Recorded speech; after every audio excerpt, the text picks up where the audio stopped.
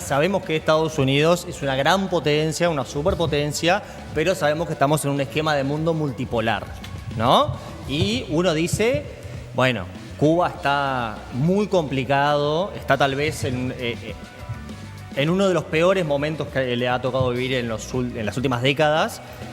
¿Dónde está Rusia y China? ¿No? Que es lo que yo me pregunto, y conversando con otros colegas también nos hemos consultado, que es, bueno, el Partido Comunista Chino, ¿va a ayudar al Partido Comunista cubano? Putin lo expresó en conferencia, apareció esto del buque con petróleo, pero a ver, Estados Unidos hace un bloqueo internacional, China y Rusia. ¿Van a tener acciones concretas para cortar este bloqueo, para generar alguna ruta alternativa? Porque yo entiendo, a ver, que si Estados Unidos le pone un arancel a un país pequeño por enviarle petróleo, implica una sanción importante. Si se la pone a China... Bueno, nosotros nos relacionamos con todos los países, como yo te contaba al principio, buscando siempre estos modos, los mejores modos para las compras, para tratar de contrarrestar el bloqueo. Ahora, yo creo que cuando tú hablas de multipolaridad, lo más importante es enfocarlo desde el punto de vista del sur global que resiste. ¿Bien? ¿Cuál es el estado del sur global? Que es mucho más abarcador de lo que estás diciendo. El sur global, que se articula, que tiene una expresión en los BRICS, que tiene una expresión en determinados proyectos, que se articulan alrededor de determinados países con una economía importante. Pero lo más importante, y que es lo que mueve realmente cualquiera de las cosas que estás mencionando, es el sur global. ¿Cómo se articula el sur global? Y fíjate, para que veas que hoy, no sé si sigues las noticias más allá de lo que de Rusia y China, de cómo hay países, cómo hay fuerzas que están organizando una flotilla humanitaria, que llaman la atención, cómo África se conecta con el Caribe, cómo América Latina se conecta con Asia. O sea, es una articulación más allá de países específicos, que yo digo sur global y país, y dentro del propio norte, sentimientos desde la izquierda, porque se ve en Reino Unido, se ve en un montón de países donde se genera todo un movimiento de resistencia. Te sumo y de Brasil, si querés. ¿Cómo? Te sumo a Lula en Brasil, si querés. Yo creo que lo importante no es enfocarnos en países específicos, sino en todo este gran movimiento que pueda articular una resistencia a estas imposiciones desde el norte, en un momento donde casi podemos hablar de un fascismo. O sea, hay rasgos de lo que está pasando con esa administración que nos recuerdan mucho a Hitler, en modos de actuación, en ese desprecio total al derecho internacional, en ese desprecio total al modo de relacionamiento que nos dimos los países después de la Segunda Guerra Mundial. O sea, porque ¿se está Naciones rompiendo Unidas, ese orden?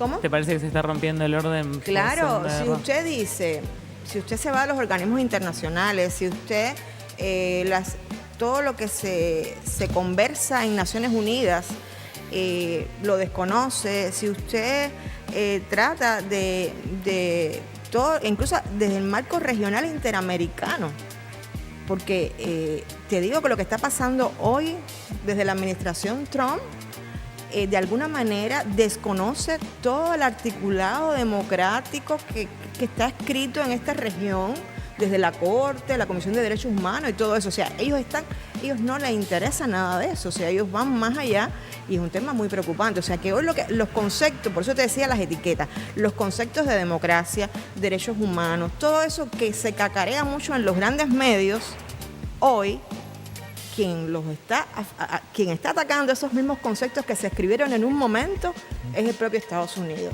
que desconoce todo eso. Entonces yo, volviendo a tu pregunta inicial, lo vería más general, lo vería como un bloque del sur, que creo que sí, que se está articulando, que las mismas estas corrientes fascistas lo van a seguir articulando. El bloque del sur no incluye a China, por ejemplo. Sí, también. Pero está al norte del hemisferio. Bueno, pero se conecta, porque acuérdate que cuando hablamos por ejemplo, si te vas a Naciones Unidas está G77 más China.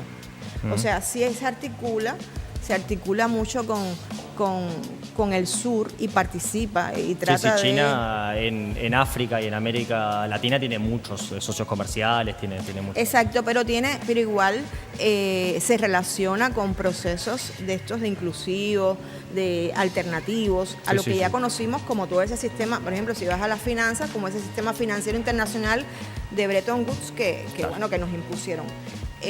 Yo creo que por ahí van las salidas van de conceptos muy claros, que es estar juntos, solidaridad, conceptos de apoyarnos entre los países del sur, resistir esas imposiciones, tendencias que nos llevan a la destrucción. Yo creo que el camino está claro. Ahora, tenemos que trabajar, se los digo con toda franqueza, en aclarar a nuestros jóvenes, en pasar mensajes, en protegernos mucho de las falsas noticias, de todo ese sensacionalismo que lo que hace es mover emociones para un lado, para el otro. Eso nos hace mucho daño, no solo a nuestros hijos, a nuestras nuevas generaciones, sino a la especie humana misma, ¿no? Entonces ahí tenemos un rol, creo yo, de trasladar la historia, de que no se repitan cosas que ya pasaron, que son muy claras, muy evidentes, y el ciclo vuelve otra vez. Entonces, bueno, a mí me parece que hay una claridad de por dónde va la ruta, ¿no? Perdón, un segundo. Más allá de las características sobre el gobierno de Estados Unidos, que las acabas de mencionar y son claras, en las últimas horas también se conoció que, por un lado, Trump firmó la reversión de las sanciones y de las sanciones extras que había sobre países que asistieran o que vendieran en realidad crudo a Cuba, perdón. Y por otro lado también aparece menciones del propio Trump y de sectores del gobierno de Estados Unidos de que están en diálogo con sectores del gobierno cubano, entonces que eventualmente él dice va a haber un cambio de régimen. Bueno, eso es lo que él dice, pero más allá de eso dice que está en diálogo con sectores del gobierno cubano. La duda es si efectivamente hay cierta distensión y diálogo y si crees que eso puede tener resultados efectivamente para lo concreto que es la vida de la población cubana, que es que reciba los suministros que necesita. Sí, no, a ver, esto no es nuevo. Cuba siempre ha dicho, y lo he reiterado por estos días, de que Cuba siempre está en posición de conversar, de cooperar. El tema es que Cuba está muy cerca de los Estados Unidos. Estamos ahí y hay un montón de temas, y sobre todo los relacionados con los crímenes transnacionales, tráfico de drogas y más allá, donde no puedes, territorialmente tienes que apostar a una cooperación. Ha habido momentos con esta administración donde de alguna manera se ha limitado al mínimo el intercambio en esos temas, pero hay un reconocimiento que son temas fundamentales de la región y nosotros lo reconocemos. O sea, es importante, no te puedes aislar, tienes que conversar, y hemos siempre tendemos el puente de que es posible conversar, que es posible dialogar sobre esos temas comunes que nos afectan a todos, a las poblaciones. Y ahí, o sea, ese es el mensaje fundamental. Lo otro que decía, sí, efectivamente, pareciera que por la Corte Suprema se habla de esta disminución reversión, la reversión de los aranceles. La reversión de los aranceles. De todos modos, lo que he visto también es que se mantiene a Cuba como una amenaza inusual de la seguridad nacional de Estados Unidos. Y eso a usted le da pie para cualquier acción. Claro. Entonces yo no sería tan optimista con esto, que esta noticia que ha estado circulando, todas estas cosas hay que verlas en sus tiempos, porque estamos en un momento de extrema presión, donde nos han dicho vamos a arrasarlo, ya no hay más nada que aplicar, hay que arrasar con ese país. Entonces, sí, mi país tenemos que defendernos, estamos abiertos al diálogo, estamos abiertos a la cooperación, estamos recibiendo solidaridad y bueno, vamos a ir aquí, vamos a ir para adelante. Bien. Como dicen ustedes, vamos arriba. Te traigo un segundo para acá. Acá tenemos una comunidad de cubanos bastante grandes. ¿Cómo hace poco llegaste? ¿Cómo la conociste? ¿Cómo se adapta al país? ¿Cómo se lleva? ¿Cómo piensa? ¿Cómo está? Qué bueno que me hagas esa pregunta. porque nosotros sabemos que la comunidad cubana aquí en Belice, hay una comunidad de años, como lo mismo hay uruguayos viviendo en Cuba, que se quedaron a vivir ahí, hicieron familia y siguen allá. Pero efectivamente, con estas circunstancias que hemos tenido, pues en los últimos 5 o 6 años ha aumentado toda esa afluencia de personas que han llegado a asentarse por acá. Y nosotros, bueno, yo estoy reciente, pero nuestro deseo es acercarnos a esas personas que necesitan afecto, nuestro afecto, sobre todo porque sabemos que están asentadas en distintos lugares, fuera a lo mejor no están con sus familias completas, que muchas veces están viviendo un grupo de personas juntos, tratando de reunir algún ingreso para tal vez apoyar a su familia, o sea, son personas en su mayoría, gente trabajadora, ¿no? Y sí, el otro día estuvimos por allá por el Molino de Santa Rosa y conocimos que hay asentamientos importantes en esa zona de Santa Rosa, o sea, toda la parte del santoral que ustedes le llaman, y queremos acercarnos a ellos de alguna manera, ver cuáles son sus necesidades. Estamos conversando con los ministerios acá también para que ellos conozcan sus derechos laborales, para todos los temas que tienen que ver con sus procesos legales, sus residencias acá, agilizar los trámites, o sea, participar en todos esos procesos. O sea, nosotros como embajada extendemos la mano a todas estas personas que han llegado para apoyarlas en todo y creo que en eso vamos a trabajar. Es una línea importante de la embajada porque, te repito, son personas trabajadoras y que emigran por una situación económica en su gran mayoría. Sí. Bueno, hay mucho tema con los inmigrantes en general de acceso a la vivienda. A veces pues no tienen garantía. Eso, por ejemplo, es algo para lo que podrían ir a la embajada a pedir ayuda. Bueno, aquí lo que tenemos que fortalecer los vínculos con las instituciones uruguayas para ver cómo encaminamos a cada una de las personas con sus situaciones disímiles. Sí. Y eso, estamos haciendo acciones sobre eso. ¿Y quién es el vínculo de la Cancillería uruguaya con el que tienen más cercanía ustedes? En la Cancillería, bueno, hay una dirección que trata los temas de consulares y migraciones, ¿no? Pero, o sea, en los países es todo un sistema, porque usted entra por ahí por un tema de migraciones, también Cancillería tiene un papel en la cuestión de la legalización de los documentos, pero por ahí hay otras instituciones después que vienen, como pues el Ministerio de Trabajo, como pueden haber otras instituciones que son las que de alguna manera ayudan al bienestar y a la realización de que esas personas se asienten lo mejor posible. Yo he visto una voluntad desde el Frente Amplio, o sea, desde el gobierno, en trabajar por la mejoría de las condiciones de vida de todas esas personas. Nosotros, bueno, estamos recién llegados, pero vamos a trabajar en eso porque es muy importante que nuestros migrantes vengan acá, se inserten, trabajen, sean útiles y además tengan las mejores relaciones con o sea, porque estamos claros que es una interacción de culturas distintas, ¿no? Y eso lleva sus retos, pero creemos que es algo que hay que trabajar y que se puede mejorar y que creo que pueden ser útiles para la sociedad uruguaya como trabajadores, una sociedad. ¿Saben cuántos cubanos hay hoy? Bueno, nosotros tenemos registrados alrededor de 16.000, yo creo que es mucho más. Sí. Porque claro, es que a veces entran por el norte. Sí, claro. Y entonces, bueno, el proceso hasta ellos priorizan mucho, por lo que tengo entendido, la cuestión de que le den su identificación para poder acceder a un empleo y después entonces que empiezan su proceso de residencia y ahí es cuando entonces ya se acercan a nosotros. Pero sí, pareciera que es un poco más de las cifras que tenemos registradas. Y en general hacen caja y se van a Estados Unidos a trabajar después, ¿no? O sea, bueno, emigrando me dicen que hubo un periodo que sí, no sé tanto ahora con la situación de los migrantes por allá. Bueno, sí. Bueno, claro, sí, también. Lisette, me quedan 2 minutos para hablar un poquito de marxismo. ¿Te quedan 2 minutos? ¿Un poquito? Para hablar un poquito de marxismo.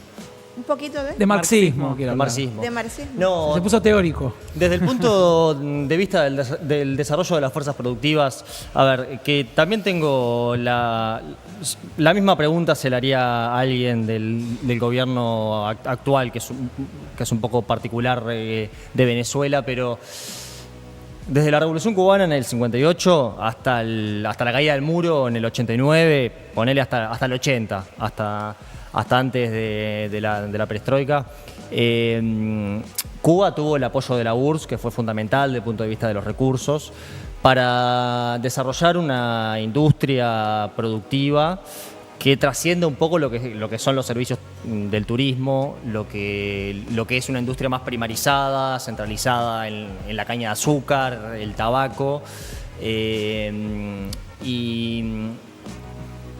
un poco lo que yo veo de absolutamente de afuera, desde lo teórico y desde lo ajeno, por eso aprovecho a conversarlo contigo y a consultártelo, es que no se llegó a desarrollar una industria que le permita a una isla, además como Cuba, tener medios de producción nacionales o que le den autonomía para desarrollar el socialismo en un país que además es una isla. ¿Vos compartís, en cierto modo, o el gobierno cubano comparte, en cierto modo, que se deberían haber desarrollado más los medios de producción, haberle dado más valor agregado para tener esa autonomía, o no se pudo por alguna razón?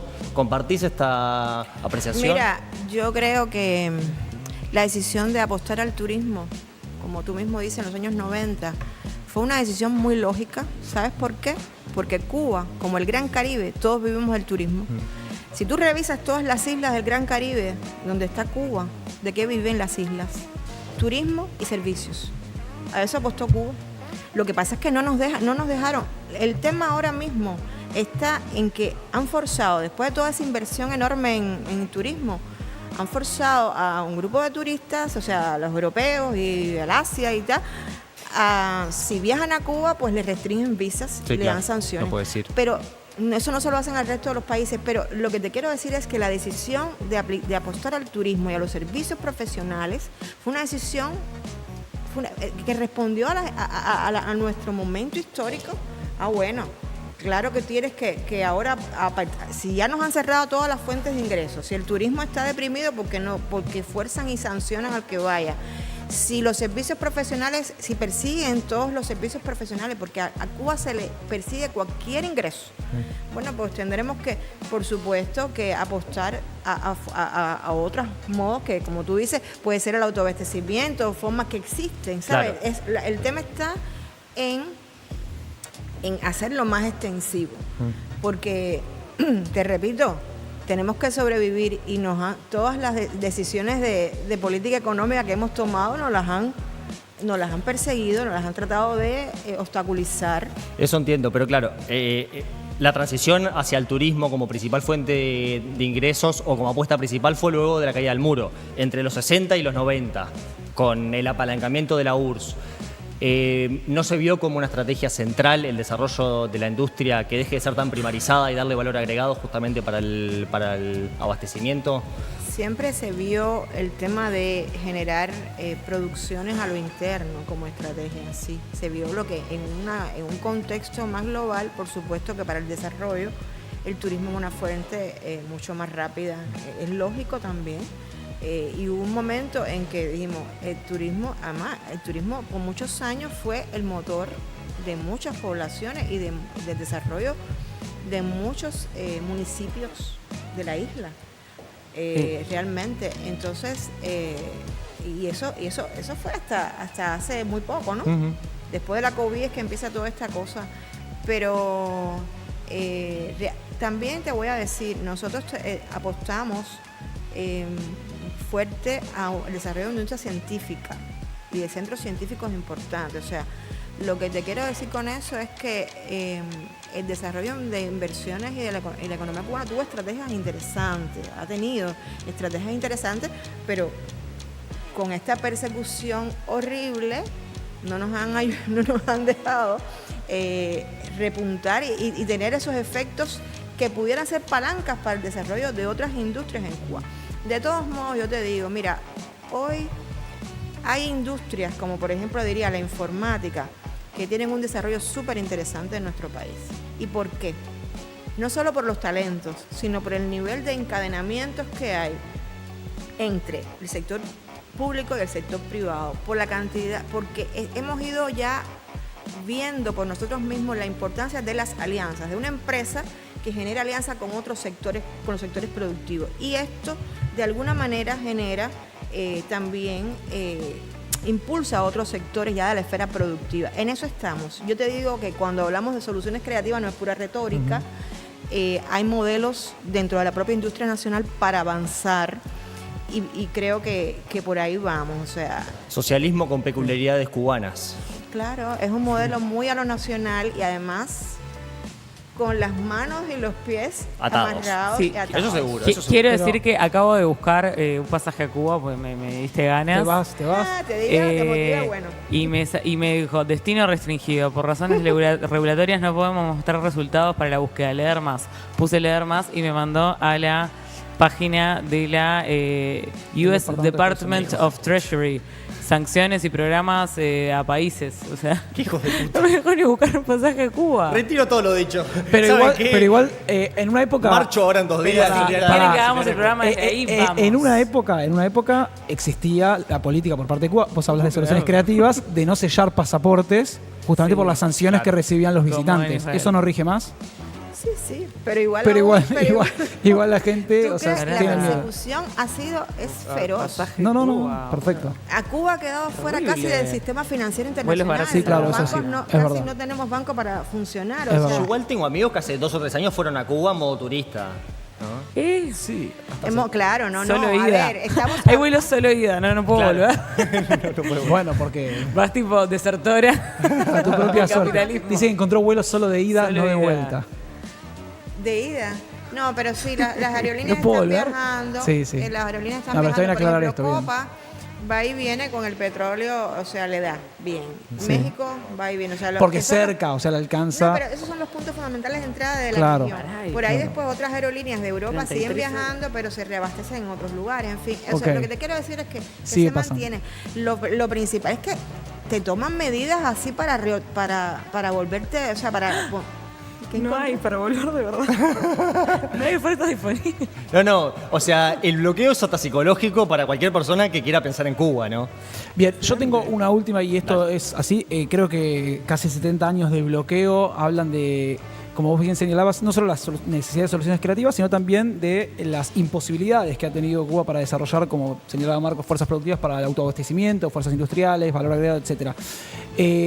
Pero si vos tuvieras que decir, porque también es cierto que uno ha escuchado hablar un montón de gente, sobre todo cubana, quejándose, no necesariamente de que no le guste el socialismo, no le guste la revolución, sino diciendo, bueno, pero ha fallado en algunos aspectos. ¿Cuál sería la autocrítica que vos harías?